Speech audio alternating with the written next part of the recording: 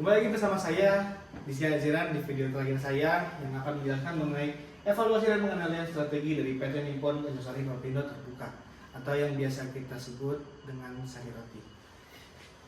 Pada penjelasan kali ini saya pertama-tama akan menjelaskan mengenai KPI kuantitatif dari Sari Roti, di mana KPI kuantitatif Sari Roti dibagi dari yang pertama itu ada marketing yang menjelaskan mengenai matriks penjualan. Jadi Sari Roti dapat mencapai target matriks penjualannya dengan pertumbuhan penjualan sebesar 10% per tahun dalam waktu 12 bulan dengan meluncurkan varian roti baru yang sesuai dengan tren konsumen saat ini. Lalu bisa juga meningkatkan promosi di retail modern dan juga bisa memperluas distribusi ke daerah yang baru. Lalu yang kedua itu ada matriks digital marketing, di mana Sari Roti dapat mencapai targetnya dengan engagement rate sebesar 5% dalam waktu 6 bulan dengan meningkatkan konten interaktif seperti kuis dan juga resep di sosial media. Dan juga Sari Roti bisa berkolaborasi dengan influencer kuliner untuk mengoptimalkan engagement rate-nya, lalu juga bisa mengoptimalkan iklan berbayar di platform digital lainnya. Lalu yang ketiga itu ada matriks komunikasi, di mana Sari Roti dapat mencapai targetnya sebesar 90% dalam waktu 9 bulan dengan meluncurkan kampanye iklan televisi dan juga radio bertema roti sehari-hari. Ya, Sari Roti juga bisa mensponsori acara-acara komunitas lokal dan juga memperkuat pesan mereka di kemasan produk-produk Sari Roti.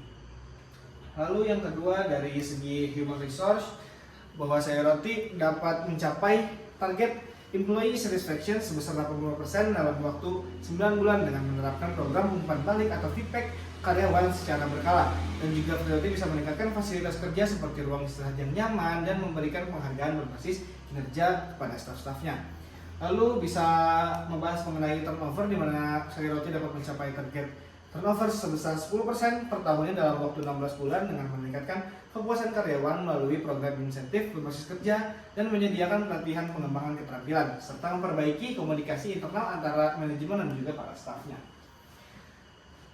Lalu selanjutnya pada operation, di mana Sari Roti dapat mencapai target jumlah dan persentase barang cacat sebesar kurang dari 1% atau maksimal 100 unit per bulannya dalam waktu 6 bulan dengan meningkatkan kontrol kualitas di lini produksi melalui pelatihan staf dan juga inspeksi serta penggunaan sensor otomatis untuk mendeteksi kecacatan pada produk Sari Roti.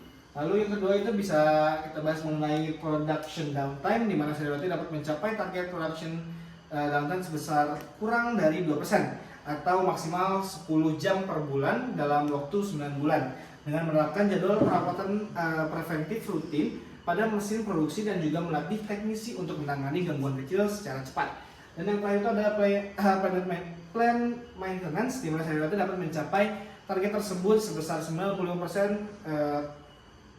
kepatuhannya dalam waktu 3 bulan dengan menyusun jadwal perawatan mesin yang terdokumentasi dengan baik dan juga bisa memastikan semua teknisi mengikuti prosedur standar. Dan tadi juga bisa menggunakan seperti perangkat lunak atau IoT untuk melacak pelaksanaan perawatannya gitu. Lalu selanjutnya dari segi finansial, Sari Roti dapat mencapai target net profit margin sebesar 8% dalam waktu 6 bulan dengan mengoptimalkan pengadaan bahan baku seperti tepung dan juga gula melalui kontrak jangka panjang dengan pemasok untuk menekan biaya serta meningkatkan efisiensi distribusi dengan rute pengiriman yang lebih pendek dan terjadwal. Dan lalu yang kedua, dalam pattern asetnya Sari Roti dapat mencapai target ROA sebesar 10% dalam waktu 9 bulan dengan meningkatkan utilitas mesin produksi melalui penambahan shift kerja malam dan mengurangi aset idle seperti gudang yang tidak terpakai penuh sehingga aset menghasilkan lebih banyak laba. Untuk inventory turnover-nya, Sari Roti dapat mencapai target inventory turnover sebanyak 12 kali per tahun dalam waktu 3 bulan dengan mempercepat siklus produksi harian, pengambilan stok lebih sering dan menerapkan sistem manajemen persediaan berbasis teknologi untuk meminimalkan stok lama. Dan yang itu adalah total aset turnover, di mana Sari Roti dapat mencapai target total aset turnover-nya sebesar 1,2 kali per tahunnya dalam waktu 12 bulan dengan meningkatkan volume penjualan melalui promosi agresif di minimarket ataupun toko-toko retail lainnya, serta dapat juga memaksimalkan penggunaan aset produksi tanpa menambah investasi besar pada aset-aset baru Sari Roti. Nah, selanjutnya saya akan biasa mengenai KPI kualitatif yang saya sarankan untuk dilakukan oleh Sari Roti. Dimana dari segi customer satisfaction pada kualitas produknya, Sarioti dapat memberikan pertanyaan yang bertujuan untuk meminta opini pribadi tentang rasa, tekstur, dan kesegaran roti Sarioti berdasarkan pengalaman langsung, termasuk aspek yang disukai atau tidak disukai oleh customer. Lalu yang kedua, dalam segi variasi produk, Sarioti dapat memberikan pertanyaan yang bertujuan untuk meminta opini pribadi tentang variasi produk dan ukuran kemasan roti mereka, termasuk ekspektasi terhadap jenis roti yang belum tersedia serta kecocokannya dengan kebutuhan sehari-hari. Lalu yang ketiga adalah pada kemasannya, bahwa Sarioti dapat memberikan pertanyaan juga yang bertujuan untuk meminta opini pribadi si customer tentang desain dan fungsi kemasan produk, termasuk aspek yang menarik, kekurangannya, serta kemudian penyimpanan atau transportasi, serta saran perbaikan yang sebaiknya dilakukan oleh Sarioti. Lalu aspek selanjutnya adalah dalam aspek harga, di mana Sarioti dapat memberikan pertanyaan yang bertujuan untuk meminta opini pribadi customer tentang keseimbangan harga dan juga kualitas rotinya. Nah, nilai yang diperoleh serta faktor harga yang mempengaruhi keputusan membeli dibandingkan merek lain. Hal itu bisa ditanyakan kepada customer untuk menjadi feedback pada Sarioti untuk memperbaiki kekurangannya. Lalu dalam segi aksesibilitas, Sarioti dapat memberikan pertanyaan yang bertujuan untuk meminta opini pribadi tentang kemudahan menemukan produk Sarioti, ketersediaan di daerah tertentu, dan juga lokasi yang kurang terlayani. Serta juga bisa memberikan saran untuk memperluas distribusinya kemana. Nah, itu dari segi customer satisfaction. Selanjutnya untuk employee satisfaction. Dalam segi hal kondisi kerja, Sarioti dapat memberikan pertanyaan yang bertujuan untuk mengetahui persepsi karyawan terhadap kondisi lingkungan kerja, fasilitas, serta ketersediaan peralatan dan sumber daya dalam mendukung pekerjaan mereka. Lalu dalam segi beban kerja dan keseimbangan hidup, Sarioti dapat memberikan pertanyaan yang bertujuan untuk memahami pandangan karyawan mengenai beban kerja, keseimbangan antara pekerjaan dan kehidupan pribadi mereka, serta dapat juga mempertanyakan mengenai dampak jam kerja terhadap rutinitas harian dan syarat untuk perbaikannya. Lalu dalam segi kompensasi dan tunjangan, Sarioti dapat memberikan pertanyaan yang bertujuan untuk mengevaluasi kepuasan karyawan terhadap paket kompensasi, tunjangan, serta faktor-faktor yang mempengaruhi pandangan mereka terhadap gaji dan juga bonus yang akan diterimanya.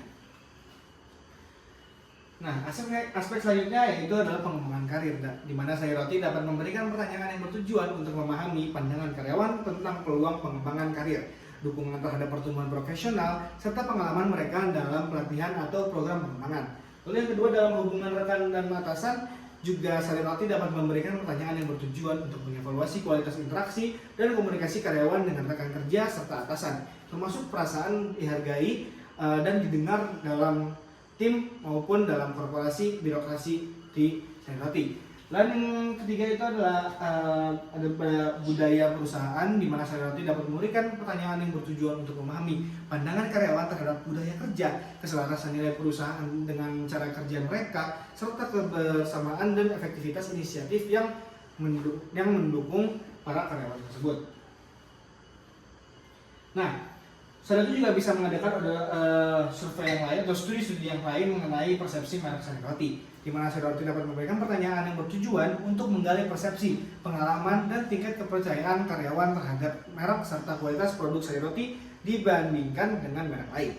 Lalu dalam segi inovasi dan hadapan produk, Sarioti dapat memberikan pertanyaan yang bertujuan untuk mendapatkan masukan karyawan terkait ide perbaikan atau inovasi produk, serta harapan mereka terhadap varian baru yang diinginkan di pasaran beserta alasan-alasannya. Lalu pada persaingan di industri roti, Sarioti dapat memberikan pertanyaan yang bertujuan untuk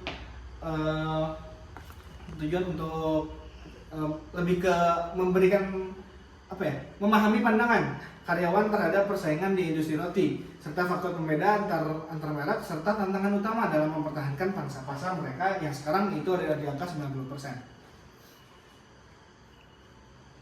Nah, selanjutnya yang terakhir adalah pada balance scorecard.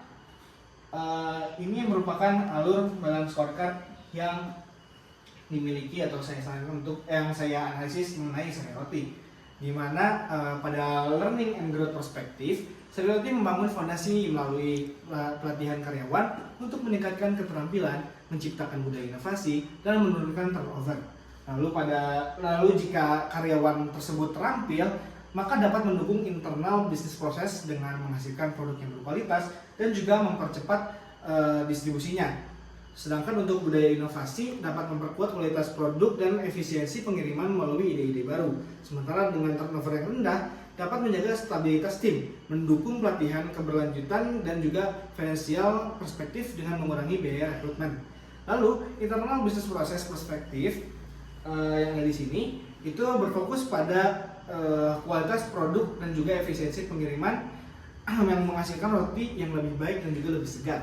Nah, sehingga dapat mendukung customer perspektif dengan meningkatkan kepuasan pelanggan, kepercayaan merek, dan juga daya tarik di pasar yang saat ini berada di kota-kota besar. Lalu juga efisiensi pengiriman itu juga dapat mengurangi biaya logistik, serta dapat mendukung financial perspektif melalui ROI yang lebih tinggi, dan juga program CSR dapat memperkuat citra mereka. Serta juga dapat meningkatkan kepercayaan dan daya tarik pasar sayur roti itu sendiri.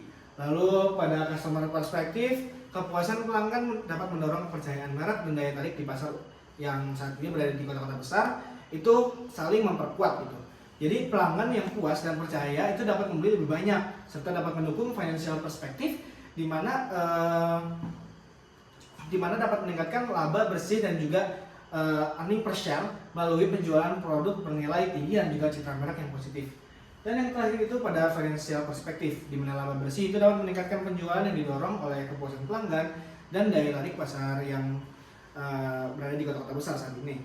Lalu ROI itu juga bisa naik melalui efisiensi pengiriman dan turnover yang rendah, serta dapat menghemat biaya.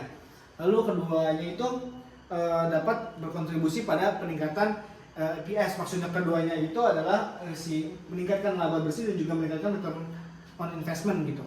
Nah, kalau misalkan si EPS itu meningkat, maka mencerminkan keberhasilan strategi dari semua perspektif atau strategi-strategi yang dilakukan oleh Sari Roti ataupun rekomendasi yang saya berikan untuk Sari Roti itu akan dapat meningkatkan EPS atau earning per share. Intinya ujung-ujungnya strategi yang dilakukan oleh Sari Roti itu adalah meningkatkan earning per share bagi para pemegang sahamnya. Sekian, terima kasih. Berikut penjelasan saya mengenai analisis dari Sari Roti, lalu kepada analisis strateginya, implementasi strateginya, dan juga saran dan rekomendasi strategi yang akan saya berikan, hingga akhirnya pada evaluasi strateginya. Sekian dan terima kasih. Mohon maaf jika banyak kesalahan atau kurang kata. Selebihnya, Assalamualaikum warahmatullahi wabarakatuh. Sampai bertemu di video selanjutnya. Enggak ada. Ini enggak ada video selanjutnya.